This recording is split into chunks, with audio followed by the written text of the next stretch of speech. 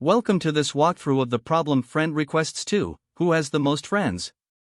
In this session, we'll explore the problem, understand its core requirements, and break down potential approaches to solving it. Let's dive in. In this problem, we are given a table called request_accepted that tracks information about friend requests between users.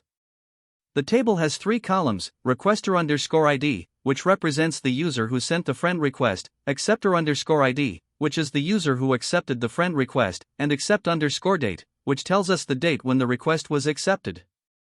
Each row in this table represents a unique friend request that was successfully accepted.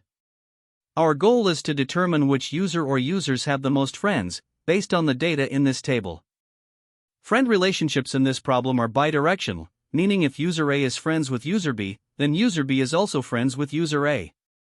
The output must include the ID of each user and their total number of friends, presented in a table with two columns, ID for the user ID and number_friends for the total friend count. If there are multiple users who all have the maximum number of friends, we need to include all of them in the output. For example, if two users both have the highest number of friends, they should both appear in the result. In the first example, the input table shows several friend requests and their acceptance states. Based on the data, we can see that user 1 has friends 2, 3, and 4, making their total number of friends 3. Similarly, user 3 is friends with users 1, 2, and 4, also giving them 3 friends. Users 2 and 4 have fewer friends, with only 2 each. Since users 1 and 3 have the highest friend count of 3, they are included in the output. The output table shows these results clearly, listing their IDs and their total number of friends. In the second example, the input data represents a different set of friend requests. Here, user 4 is friends with users 3 and 5, giving them 2 total friends. User 5 is friends with users 4 and 6, also resulting in 2 friends. Similarly, user 6 has friends 5 and 7, making their total 2 friends as well. No user in this dataset has more than 2 friends, so all users with exactly 2 friends, users 4, 5, and 6, are included in the output. This output table reflects all users with the maximum friend count of 2. In this explanation, we see how relationships are counted. For example, user 4 has connections to both 3 and 5, while user 5 has connections to both 4 and 6. This bidirectional nature ensures that friendships are counted equally for both parties. Additionally, we need to consider constraints. The table can contain up to 10,000 rows, and user IDs can range from 1 to 1 million. The accept_date column is valid, and we must account for the bidirectional nature of relationships when calculating friend counts. If multiple users tie for the maximum count, we include all of them in the result. Finally, there are important edge cases to keep in mind. If the table is empty, we cannot determine any friends, so the output should also be empty. If there is only one unique user in the table, they cannot have any friends, and the output should be empty as well. If all users have the same number of friends, we must include all of them in the output. Duplicate friendships, where the same pair appears multiple times in the table, should be counted only once. Similarly, self-friendships, where a user is recorded as friends with themselves, should be excluded from the count to ensure accurate results. To solve this problem, we first considered a brute force approach. The intuition behind this method is to calculate the total number of friends for each user by counting how many times they appear as either a requester or an acceptor in the dataset. Essentially, for each user, we iterate through all the rows in the table to count their connections. While this approach is conceptually simple, its major drawback lies in its inefficiency. With a time complexity of U*n, where U is the number of unique users and n is the number of rows, it quickly becomes impractical for large datasets. On the other hand, the optimized approach uses SQL's aggregation capabilities to streamline this process. By leveraging operations like grouping and combining, we can compute the total friend counts for all users in a single query. This is achieved by treating both the requester and acceptor columns as contributors to a user's friend count, combining their occurrences, and then grouping the results by user ID. This approach executes in O(n) time, making it much more scalable and efficient, especially for real-world data scenarios with millions of rows. An alternative method we explored involves breaking the query into smaller, modular components using SQL views or common table expressions, also known as CTEs. The idea here is to create intermediate results for the friend counts of requester IDs and acceptor IDs separately, then aggregate these temporary results to compute the total friend counts for all users. While this method shares a similar time complexity with the optimized approach, it introduces additional overhead due to the creation and management of these intermediate structures. This makes the query less concise and slightly more complex to implement and maintain. After weighing these options, the optimized SQL aggregation approach was chosen as the best strategy. It offers the perfect balance between efficiency and simplicity, allowing us to compute the desired result in a single pass. Key observations include the fact that both the requester and acceptor columns contribute to the friend count, and SQL's aggregation functions like group by and union all enable efficient processing without redundant computations. Although the brute force method is easier to understand for small datasets, it doesn't scale well. Similarly, while the modularity of views or CTEs can be helpful, it's unnecessary here given the efficiency of the optimized approach. The final query to implement this solution is both concise and efficient. First, we create a combined dataset by selecting the requester IDs and acceptor IDs and unifying them with a union all clause. This ensures that all connections are accounted for without any duplication. Next, we group the combined data by user ID and count the occurrences for each user to calculate their total friend count. Afterward, we sort these results in descending order based on the friend count using the order by clause. Finally, we use limit 1 to retrieve the user with the highest friend count. This query is both simple to write and highly efficient, thanks to SQL's ability to handle large-scale aggregations in a single pass. By structuring the query this way, we leverage the strengths of SQL to solve the problem in a scalable manner. Analyzing the complexity, the time complexity of this query is O(n), where n represents the number of rows in the request_accepted table. This is because the query processes the table in a single scan and performs aggregations efficiently. The space complexity is O(u), where u is the number of unique users. This space is required to store the intermediate aggregation results for the group by operation. In conclusion, the optimized SQL aggregation approach is the ideal choice for this problem. It balances efficiency, scalability, and simplicity, leveraging SQL's powerful aggregation capabilities to compute the result in a single query. This makes it well suited for large datasets and ensures that we can handle even millions of rows effectively. By avoiding redundant computations and unnecessary complexity, this approach stands out as the most practical solution. To solve this problem, we need to determine the total number of unique friends for each user based on a dataset of friend requests. Each request is represented as a pair of user IDs, where the first ID is the requester and the second is the acceptor. Friendships are bidirectional, meaning if user A is friends with user B, then B is also friends with A. For example, if the dataset contains the pairs 1, 2, 1, 3, 2, 3, and 3, 4, user 1 is friends with users 2 and 3, user 2 is friends with users 1 and 3, and so on. The goal is to process this data and return a dictionary where each user ID maps to their respective count of unique friends. To begin, we'll use a dictionary called friend_map to store the friends of each user. Each key in this dictionary will be a user ID, and the corresponding value will be a set containing that user's friends. Sets are ideal here because they automatically handle duplicate entries, ensuring that each friend is only counted once. For instance, if the dataset includes duplicate rows like 1, 2, appearing multiple times, the set will still only count user 2 as one unique friend of user 1. Next, we populate this dictionary by iterating through the dataset. For each pair of users, we add the acceptor to the requester's set of friends and vice versa, since friendships are bidirectional. This ensures that both users in the pair are properly connected in the friend_map. Once we've populated the friend_map, the next step is to compute the friend counts for each user. This is done by calculating the size of each set in the dictionary, as the size represents the number of unique friends for that user. Using Python, we can achieve this with a dictionary comprehension, user, len, friends, for user, friends in friend_map.items. Additionally, we need to consider edge cases. For example, some users may not appear in any friend requests, meaning they have no friends. In such cases, they won't exist in the friend_map, and their count should default to 0.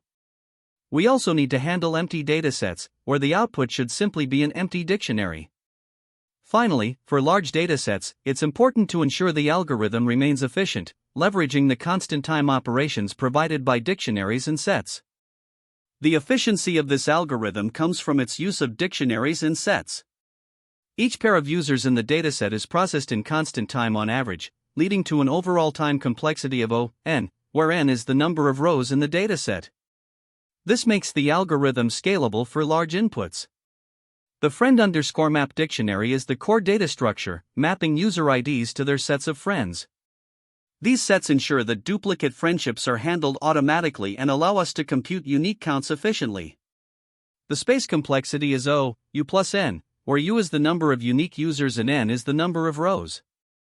This accounts for the dictionary keys and the total number of entries stored across all sets. By combining these data structures, we achieve both simplicity and performance. After constructing the friend_map, we calculate the final friend counts and produce the desired output. Using the example dataset 1, 2, 1, 3, 2, 3, 3, 4, we start with an empty friend_map. Processing the first pair, 1, 2, adds 2 to 1 set and 1 to 2 set. The next pair, 1, 3, updates the map to include 3 as a friend of 1 and vice versa. Processing 2, 3, connects users 2 and 3, and finally, 3, 4, adds 4 to 3 set and 3 to 4 set. The resulting friend_map is 1, 2, 3, 2, 1, 3, 3, 1, 2, 4, 4, 3. Calculating the size of each set gives the friend counts 1, 2, 2, 2, 3, 3, 4, 1. This dictionary is the output, representing the number of unique friends for each user. To summarize the algorithm's complexity, the time complexity is O(n), where n is the number of rows in the dataset. Each row is processed exactly once, and operations on dictionaries and sets, such as insertions and lookups, are performed in constant time on average. The space complexity is O, U plus n, with U representing the number of unique users and n accounting for the number of entries across all sets in the friend_map. This balance of time and space efficiency ensures the algorithm is well suited for handling even large datasets. By leveraging the properties of dictionaries and sets, we achieve a clean and scalable solution to the problem of determining unique friend counts. Here, we start by importing the collections module and creating a class called solution that contains our most_friends method. This method takes in a list of friend requests, where each request is represented as a tuple of 2 user IDs. We use a defaultIc to store a set of unique friends for each user, ensuring that each user's friend list remains unique and easy to manage. Next, we iterate through each friend request in the list. For every requester and acceptor pair, we add each user to the other's set of friends, creating a bidirectional relationship. This ensures that if user A is friends with user B, then user B is also friends with user A. After building the dictionary of friendships, we initialize 2 variables, max_friends, which keeps track of the highest number of friends any user has, and user_with_max_friends, which stores the corresponding user ID. Then, we iterate through the dictionary to examine each user's set of friends. For each user, we calculate the number of unique friends they have by taking the length of their set. If their friend count is greater than the current maximum, or if they tie for the maximum but have a smaller user ID, we update max_friends and user_with_max_friends accordingly. Finally, we return the user ID with the most friends. To see this method in action, we create an instance of the solution class and define a sample list of friend requests. Each tuple in the list represents a friend request between 2 users, such as 1, 2, indicating that user 1 and user 2 have become friends. After defining the input, we call the most_friends method on the solution object and pass in the list of friend requests. The method processes this input and determines which user has the most unique friends. In the example provided, the method would analyze the relationships and output the user ID of the person with the highest number of friends. This makes it easy to test the functionality of the code and verify that it works correctly for different sets of friend requests. Here, we begin the Java implementation for solving the problem of identifying the user with the most friends. First, we import the necessary libraries and define the solution class. Inside it, we create the most friends method, which takes a list of friend requests as input. To keep track of unique friends for each user, we use a hash map where the key is the user ID, and the value is a hash set representing that user's friends. As we iterate over each friend request, we extract the requester and acceptor IDs. Using putifAbsent, we ensure that both users have an entry in the map, initializing their friend sets if necessary. Then, we add each user to the other's friend set, maintaining a bidirectional relationship.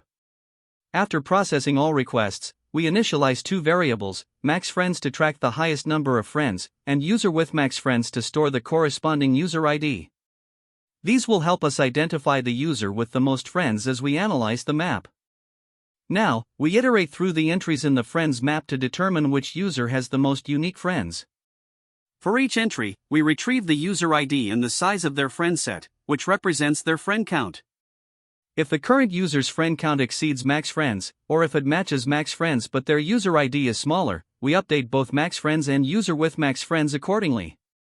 This ensures that in case of a tie, the user with the smaller ID is selected. Finally, we return the userWithMaxFriends as the result. In the main method, we demonstrate the solution with a sample list of friend requests, showcasing various connections between users.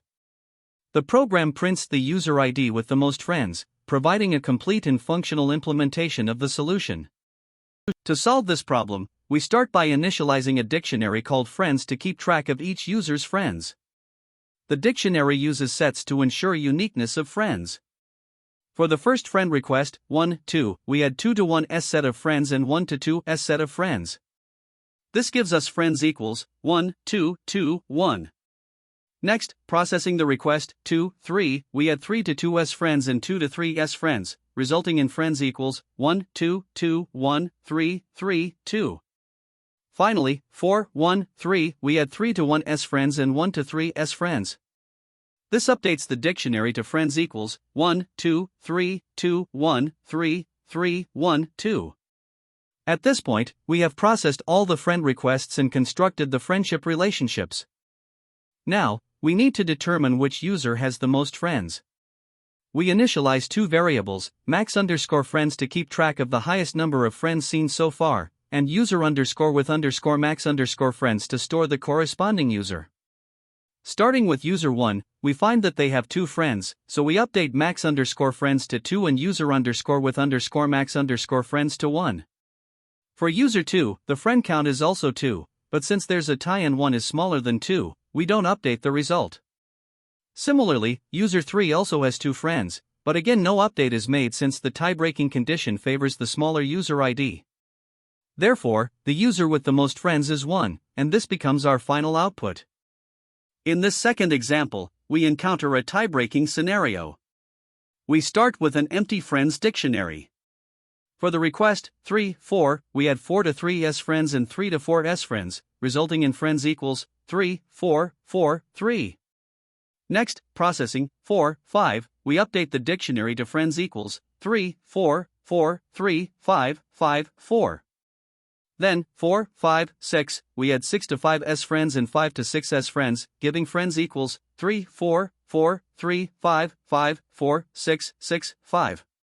At this stage, we process 3, 5, to add 5 to 3s friends and 3 to 5s friends. This finalizes our dictionary as friends equals 3, 4, 5, 4, 3, 5, 5, 4, 6, 3, 6, 5, completing the friend requests. To find the user with the most friends, we initialize max_friends to 0 and user_with_max_friends to none. Starting with user 3, we calculate their friend count as 2 and update max_friends to 2 and user_with_max_friends to 3. For user 4, the friend count is also 2, but since there's a tie and 3 is smaller than 4, no changes are made. Examining user 5, we find they have 3 friends, so we update max_friends to 3 and user_with_max_friends to 5. Lastly, user 6 has only 1 friend, which doesn't affect the result. Thus, the user with the most friends is 5, and this becomes our final output. In the third example, we explore a case involving isolated nodes. We initialize an empty friends dictionary. The first friend request, 1, 2, adds 2 to 1's friends and 1 to 2's friends, resulting in friends equals 1, 2, 2, 1. For the second request, 2, 3, 3 is added to 2's friends and 2 to 3's friends, updating the dictionary to friends equals 1, 2, 2, 1, 3, 3, 2. Finally, when processing 4, 5, we add 5 to 4's friends and 4 to 5's friends, resulting in friends equals 1, 2, 2, 1, 3, 3, 2, 4, 5, 5, 4. With this, we have captured all the friendship relationships. To identify the user with the most friends, we initialize max_friends to 0 and user_with_max_friends to none. Starting with user 1, we find they have one friend, so we update max_friends to 1 and user_with_max_friends to 1. For user 2, the friend count is 2, so we update max_friends to 2 and user_with_max_friends to 2. Users 3, 4, and 5 each have fewer friends than 2, so no further updates are made. As a result, user 2 is the one with the most friends, and this becomes the final output. To understand the time complexity of our solution, we can break it into two parts. First, we need to build the friends dictionary. For each friend request, which is represented as a pair, requester, acceptor, we add the acceptor to the set of friends for the requester and vice versa. Since adding an element to a set takes constant time, or O1, each friend request results in two such operations. If there are m friend requests, this step will take O(m) time overall. The second part involves finding the user with the most friends. Here, we iterate through the friends dictionary, which contains all users and their corresponding sets of friends. For each user, we calculate the size of their friend set, which is also an O(1) operation per user. If there are n unique users, the total time for this step is O(n). By splitting these two parts, we can clearly see the time required for each operation in our solution. When we combine both parts, the overall time complexity becomes O(m plus n), where m is the number of friend requests and n is the number of unique users. In the worst-case scenario, every user is involved in every friend request, which creates a complete graph. In this case, n can be as large as 2m, and the time complexity simplifies to O(m). Now, let's discuss the space complexity. The primary factor comes from the friends dictionary. For each user, we store a set of their friends. In the extreme case where every user is friends with every other user, the size of each friend set is proportional to n1, resulting in a total space requirement of O(n squared). Apart from the dictionary, other variables like max_friends and user_with_max_friends take constant space, or O(1). Thus, the overall space complexity is dominated by the dictionary, leading to O(n squared) in the worst case. To summarize the space complexity, the friends dictionary is the dominant factor. In the worst case, with a complete graph, the space required is O(n squared). However, in a sparse graph with far fewer connections, the space usage is proportional to the number of edges, or O(m). It's worth comparing this approach to a brute force solution. In a naive method, you might iterate over all pairs of users to count their friends. This would take O(n squared) time for counting alone, which becomes impractical for large inputs. By contrast, our current solution uses a dictionary with sets to efficiently store and update friendships. This optimization reduces the time complexity to O(m plus n), making it much more scalable than the brute force O(n squared) approach. Now, let's analyze the best, average, and worst cases. In the best case, when there are no friend requests, or m equals 0, the solution still initializes an empty dictionary and iterates over 0 users. This results in O(1) time and space. For the average case, where m is proportional to n, the time complexity remains O(m plus n). In the worst case, with a complete graph, the solution processes O(m equals O(n squared) friend requests, requiring O(n squared) time and space. Finally, the big O proof for this solution confirms that the time complexity is derived from the dictionary insertions and iterations, both of which grow linearly with the size of the input. The space complexity, dominated by the friends dictionary, grows quadratically in the worst case. These results align with O(m plus n), 4 times an O(n squared) for space, validating the efficiency of our approach. When solving this problem, there are a few common mistakes to watch out for. First, brute force implementations can be highly inefficient. For example, recalculating the friend count for every user without storing intermediate results leads to redundant computations and an n squared, or worse, time complexity. To fix this, you can use hash maps or dictionaries to cache results and avoid repeated calculations. Another issue is ignoring edge cases, such as users with no connections, duplicate friendship entries, or self-loops where a user connects to themselves. These scenarios can lead to incorrect outputs if not explicitly handled. Make sure to validate your input and add conditions to skip invalid or duplicate data. Lastly, selecting the wrong data structure can also cause inefficiencies. For instance, using lists instead of sets can slow down lookups, as lists require n time compared to 1 for hash maps. Choosing appropriate data structures, like sets for uniqueness or graphs for network traversal, ensures your solution is both efficient and robust. Another challenge is overcomplicating the solution. Sometimes, developers introduce unnecessary steps or advanced algorithms when a simpler approach is sufficient. For instance, implementing a full graph traversal may not be needed if a straightforward aggregation solves the problem. It's important to focus on the constraints and aim for clarity and simplicity in your approach. Misunderstanding the constraints is another frequent pitfall. For example, if the problem specifies up to 10 to the power of 5 users, you might assume an n squared solution is acceptable, which can lead to time limit exceeded errors on large inputs. To avoid this, always analyze the input size and optimize your algorithm to meet the given constraints. These tips will help you avoid common mistakes and build a more efficient and accurate solution. In interviews, this problem offers valuable opportunities to showcase your problem-solving skills. One key aspect is pattern recognition. This is fundamentally a graph or network-based problem. Be ready to discuss traversal techniques like depth-first search or breadth-first search, and understand how to represent the data using adjacency lists. Optimization is another important focus area. For example, you might weigh the trade-offs between time and space complexity by using a hash map for quick lookups or minimizing memory usage with multiple data passes.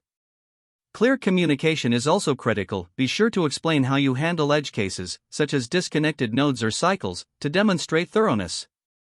Finally, scalability is often a discussion point. Be prepared to explain how your solution performs as the dataset grows larger. You can also draw connections to related problems, such as LeetCode 133, which involves graph traversal, or LeetCode 547, which is similar to finding friend groups in a graph.